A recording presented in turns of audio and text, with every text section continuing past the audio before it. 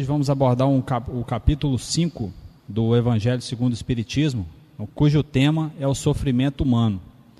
Então, para que nós iniciemos aqui a nossa conversa, é interessante que a gente aborde 2 princípios para que a gente consiga entender o sofrimento humano na ótica cristã, na ótica espírita. Então, primeiro, é um princípio comum a todos os cristãos, que é o princípio da vida futura. Então, todos os cristãos acreditam na vida futura, a vida que foi prometida, na felicidade que é prometida por nosso Senhor Jesus Cristo no Evangelho, quando ele diz: bem-aventurados os aflitos, porque deles é o reino dos céus. Todos nós cristãos acreditamos na vida futura. Também quando Jesus Cristo disse: o meu reino não é este. O reino de Deus está nos planos espirituais. Então, vamos falar dos 2 princípios. Primeiro, da vida futura, e segundo, o princípio da preexistência da alma. Então, o princípio da preexistência da alma é um princípio que nós espíritas acreditamos. E ele explica muita coisa. Porque o princípio da vida futura, quando nós acreditamos de uma felicidade eterna, acreditamos na eternidade, isso nos consola. Porém, isso não explica muita coisa. Isso não explica o sofrimento humano em vários dos seus aspectos. Então vamos diferenciar o sofrimento humano em 2 categorias. Então, o primeiro são os sofrimentos cuja causa é uma causa atual, ou seja, são aqueles problemas, aqueles sofrimentos em que nós conseguimos ver nitidamente qual é a causa daquele sofrimento. Então, vamos voltar um pouco. Para todo efeito existe uma causa. Então, essa é uma máxima. Não tem para onde fugir. Então, para todo efeito existe uma causa. Como consequência, vão existir aqueles sofrimentos de causa atual, que eu comecei a falar agora, que a gente consegue ver nitidamente a causa daquele sofrimento. A gente pode elencar uma série de sofrimentos que estão dentro dessa categoria. Ou seja, são aqueles sofrimentos que são causados nessa encarnação. Então vamos lá. Uma pessoa tem uma vida desregrada, não cuida de sua saúde, comete vários excessos de toda a natureza. Essa é uma causa. Qual vai ser a consequência disso? Como consequência, essa pessoa vai ter algum problema de saúde. Uma pessoa, durante a sua vida, ela não foi um bom pai, criou mal os seus filhos.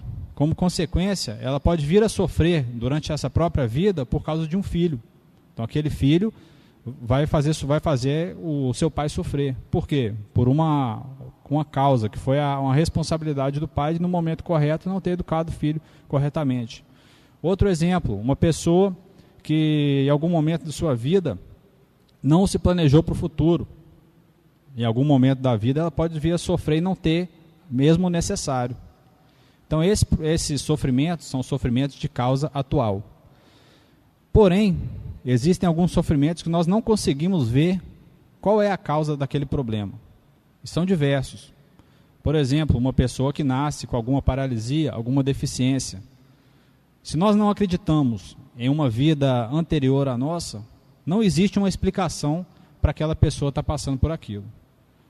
Porém, quando nós espíritas acreditamos de uma vida passada, nós espíritas acreditamos na preexistência da alma, nós acreditamos que a nossa alma não foi criada no momento da gestação, no momento da concepção.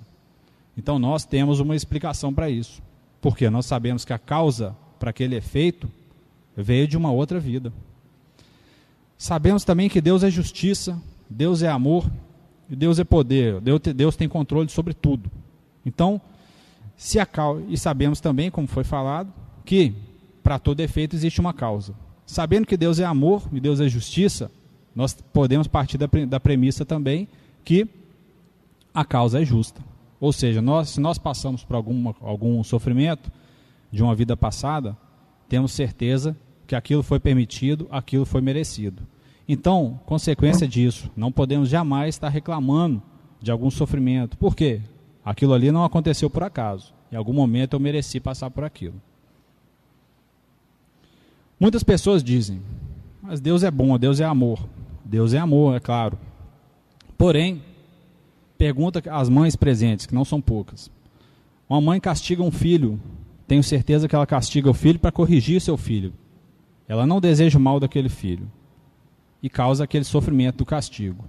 Atrás daquele sofrimento, a intenção da mãe é corrigir o filho, melhorar o filho. E o que motiva isso é o amor da mãe, que é maior que tudo. Então, a partir daí a gente conclui que Deus, que é a perfeição, Deus que é amor infinito, faria infinitamente melhor do que uma mãe faz.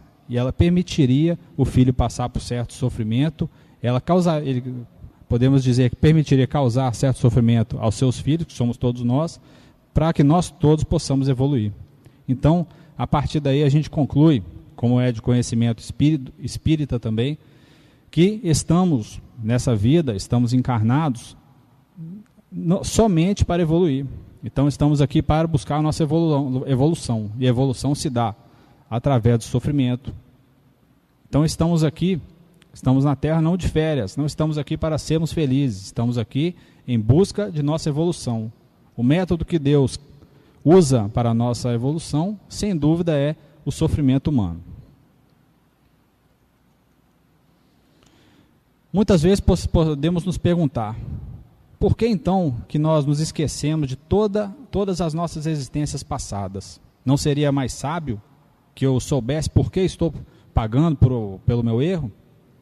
Seria interessante eu saber qual erro eu estaria aqui pagando?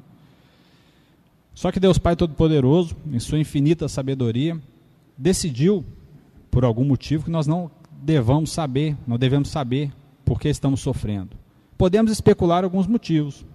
Então, primeiro, uma pessoa que fez muito mal em uma de suas encarnações, ao saber nessa encarnação de todo o mal que ela já fez em uma vida passada, essa pessoa se sentiria mal. Aquilo levaria aquela pessoa para baixo e impediria até mesmo sua evolução. O contrário também é verdadeiro. Então, uma pessoa que, sabendo que em outra encarnação ela foi uma pessoa virtuosa, uma pessoa de virtudes, uma pessoa muito boa, essa pessoa estaria estagnada. Por quê? Ela já acreditaria, sou um espírito superior, não tenho necessidade de evoluir. Além disso, ela ia entrar no erro da vaidade. Ela se envaideceria pela pessoa que ela já foi, mas que ela não mais é. Se uma pessoa está encarnada, ela precisa passar por aquilo. Além disso, imagine as perturbações que nós sabermos do nosso passado iria causar. Então, uma pessoa casado imagine um homem casado com uma mulher, como seria a relação desse casal se o homem soubesse que em outra encarnação aquela mulher teria o matado? Então, além desses motivos que eu falei anteriormente, existe esse. A nossa memória ela é apagada quando nós encarnamos, porque seria impossível, até mesmo muitas pessoas se perdoarem, até mesmo conviverem entre si. Além disso, é interessante que nós lembremos que, ao desencarnar, a nossa memória é retomada. Então, jamais perderemos a nossa memória. Durante a nossa encarnação, nós não lembramos do que aconteceu em nossas vidas. Porém, ao desencarnar, nós retomamos todas aquelas memórias de vidas passadas. Retomamos toda a nossa consciência. Além disso, lembramos que durante o sono, todos os dias à noite, enquanto dormimos, nossas lembranças também são retomadas através dos sonhos que nós não lembramos por inteiro. Sabemos, nós espíritas, que ao dormirmos, o espírito sai do corpo e permanece ligado ao corpo apenas por um fio. Então, neste momento, é o momento que nós lembramos o porquê de estarmos aqui. Nesse momento, nós lembramos por que viemos encarnar e, consequentemente, ficam no nosso subconsciente durante todo o nosso dia lembranças, resquícios de lembrança, porque estamos aqui. Então, não podemos esquecer nunca. Essa vida é apenas um ponto na eternidade. Então, de tudo que foi falado até agora, a gente conclui que temos que nos conformar com todo o nosso sofrimento. Temos que aceitar, nos resignar com aquele sofrimento. Por quê? Deus permitiu e também nós merecemos passar por aquilo. E além disso, temos que enxergar aquele sofrimento como uma dádiva, como um presente. Por quê? sem o sofrimento é impossível evoluir. Então, a partir de agora, procuremos olhar nosso sofrimento como um motivo de alegria, porque é a partir dele que nós vamos evoluir. Alguns aspectos, alguns casos mais específicos. Então, no caso do suicídio, vamos imaginar uma pessoa que está prestes a se matar, está num sofrimento intenso e não aguenta mais essa vida. Imaginem agora que essa pessoa não acredita em Deus, que essa pessoa não acredita nem numa vida futura. Ela não acredita numa vida passada, ou seja, ela não entende porque ela está sofrendo e não acredita que aquilo vai melhorar. Para uma pessoa dessa, nada mais lógico do que cortar a sua própria vida. Agora, uma pessoa espírita, uma pessoa cristã até mesmo, é impossível, é inadmissível que essa pessoa faça isso. Até porque nós espíritas temos o privilégio do contato com os espíritos e sabemos as consequências daqueles espíritos que vêm a se matar. A mesma coisa a loucura. Por que a loucura? Nós, ao sabermos por que estamos sofrendo, ao sabermos também que nosso sofrimento não será eterno, mantemos a nossa lucidez. Sabemos que nada, que isso não será para sempre. Então, aceitamos aquele sofrimento e temos uma esperança de tempos melhores. Então, no Evangelho segundo o Espiritismo, existe uma parte, para todos aqueles que já leram, em cada capítulo que aborda, que traz algumas mensagens dos Espíritos, chamado Instruções dos Espíritos. Então, no caso do capítulo 5, a gente pode verificar a importância desse capítulo, principalmente por ser o maior capítulo do Evangelho segundo o Espiritismo. Somente de mensagens, salvo melhor juízo, existem 13 mensagens dos Espíritos, não são poucas. Uma delas, podemos considerar a principal, ela traz por título o bem e mal sofrer. Por que bem e mal sofrer? Ela nos diz, em sua essência, que não vale a pena apenas sofrer. O sofrimento é um motivo, é o meio que Deus tem de provocar a nossa evolução. Porém, não basta sofrer. Temos que sofrer bem. O que é sofrer bem? Nós temos que aceitar, temos que nos conformar com aquilo. Sabe? Conformar em qual sentido? Sabendo que nós merecemos. Nós não podemos sofrer e ficar reclamando, acreditando que aquilo ali não nos é merecido. Então temos que acreditar, nós sabemos que aquilo é justo, aquilo é merecido. Então temos que sofrer bem. Se me permitem, vou ler então um trecho bem pequeno dessa instrução dos Espíritos. Bem-aventurados os aflitos, pode, pois, ser traduzido assim: bem-aventurados aqueles que têm oportunidades de provarem sua fé, sua firmeza, sua perseverança e sua submissão à vontade de Deus, porque terão em cêntuplo a alegria que lhes falta na terra, e depois do trabalho virá o repouso. Ou seja, a gente conclui nessa instrução dos Espíritos que nós devemos sofrer bem, sofrer porque nós merecemos aquilo e nós, em algum lugar na vida futura, teremos a recompensa por sofrer bem. Lembrando, não é apenas sofrer, temos que sofrer da melhor maneira. Em outra instrução dos Espíritos, nesse mesmo capítulo, a gente traz uma mensagem de Santo Agostinho. Então, uma mensagem curta eu também vou ler. No estado de desencarnados, escolhestes vossas provas, porque vos acreditastes bastante fortes para suportá-la. Por que reclamar nessa hora? A partir daí, eu sei que no momento antes, quando estava desencarnado, foi determinado, eu escolhi que iria encarnar, eu saberia, eu escolhi, eu pedi aquilo, porque eu tinha necessidade de melhorar naquele aspecto. Então, por que agora que nós esquecemos de nossas vidas passadas, porque agora nós não temos mais aquela lembrança, nós não podemos nos esquecer disso, porque nós sabemos que escolhemos a maioria dos sofrimentos que nos é impingida. Alguns exemplos. Então, existem vários exemplos desse caso. Porém, vamos citar alguns. Uma pessoa que em outra encarnação se suicidou. Nessa encarnação, ela pede para vir como um deficiente, para que não tenha possibilidade de se matar e não errar novamente. Uma pessoa, nesse caso é um aspecto diferente, mas uma pessoa que ela precisa melhorar o seu apego aos bens materiais, ela pede para vir então uma pessoa rica, e vem rica. Com qual finalidade? Com a finalidade de ser testada. com a finalidade de se desapegar da avareza, do luxo. Então, lembramos, muitas das vezes somos escolhemos aquilo que viemos passar aqui. Outra instrução dos Espíritos, ela traz uma mensagem que a gente já pode ver lá no Antigo Testamento, não é novidade nenhuma, que a felicidade não é deste mundo. É algo que eu não digo nem nós espíritas, mas todos nós cristãos temos que ter em mente. Não viemos a esse mundo para sermos felizes, viemos a esse mundo para evoluirmos. Então, nessa instrução dos Espíritos, o Espírito que traz aquela mensagem, ele nos diz que não existe felicidade plena na Terra, porque a Terra é um mundo de expiação.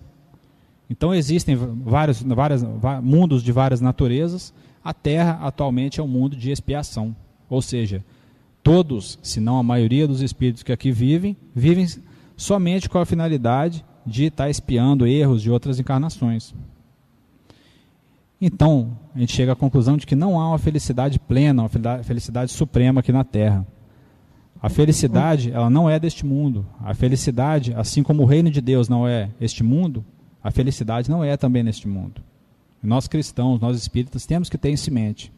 Quando nós perdemos uma pessoa amada, quando também ocorre um desencarne precoce, temos que ter em mente a natureza também do nosso mundo. O nosso mundo é um mundo penitenciário, um mundo em que nós estamos aqui para expiar todos os nossos erros de vidas passadas. Então, quando uma pessoa desencarna, uma pessoa querida, um ente querido, nós espíritas temos, de certa forma, que nos alegrar. Por quê? Temos que observar tudo isso com a visão espiritual, que a visão espiritual ela está muito acima do mundo físico. O mundo físico não é senão um momento passageiro.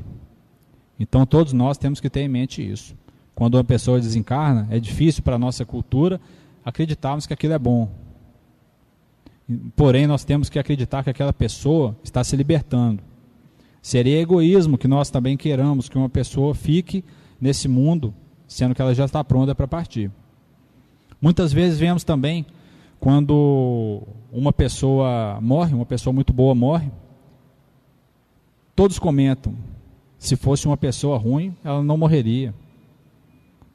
Porém, nós não sabemos o que as pessoas têm que passar nesse mundo, muito menos a quantidade, o tempo que aquela pessoa tem que passar nesse mundo.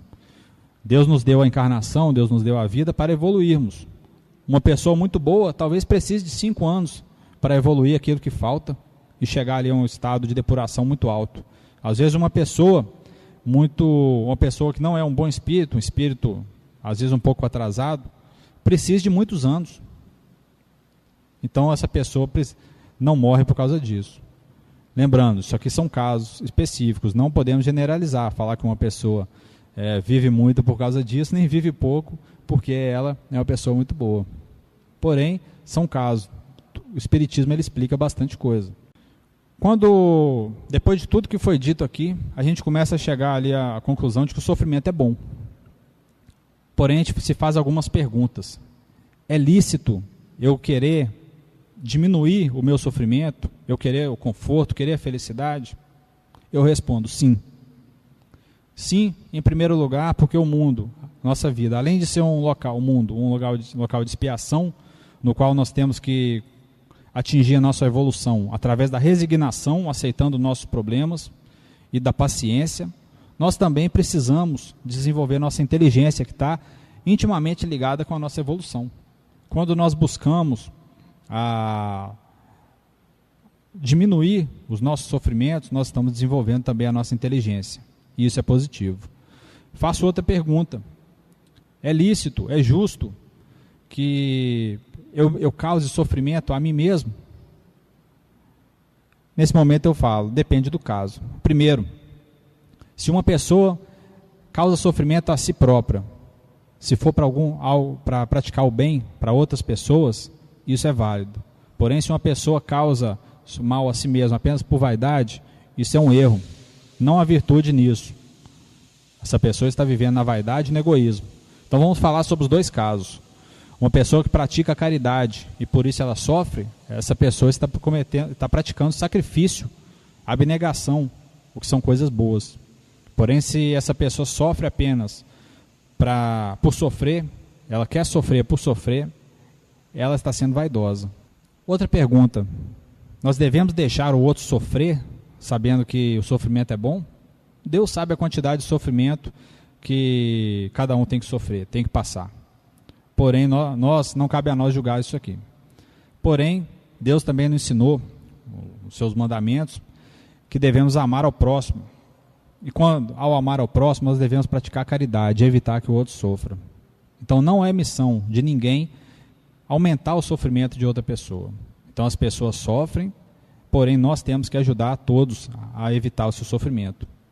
Além disso, faço uma outra pergunta. Para uma pessoa que durante a sua vida já chegou também com problemas de saúde, está sofrendo na cama, tem uma existência de bastante sofrimento. É justo permitir a eutanásia para essa pessoa? Não é justo. Nós também não sabemos a quantidade de tempo que Deus determinou que aquela pessoa passe nessa existência. Então nós não sabemos a quantidade de tempo que aquela pessoa precisa viver. Então nós não temos o direito, apenas Deus tem esse direito, apenas Deus sabe o tempo que cada um precisa para encarnar.